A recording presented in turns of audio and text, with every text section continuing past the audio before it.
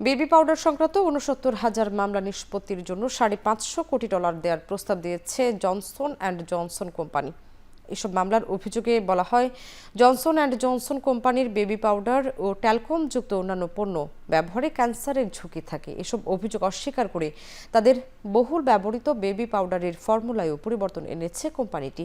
J জানিয়েছে, প্রস্তাবিত যুগান্তকারী এই নিষ্পত্তির লক্ষ্য হলো একটি দীর্ঘস্থায়ী আইনি লড়াইয়ের অবসান ঘটানো, যা বছরের পর বছর ধরে নিউ জার্সি ভিত্তিক এই বৃহৎ স্বাস্থ্য সেবা প্রতিষ্ঠানটি ধুঁকছে।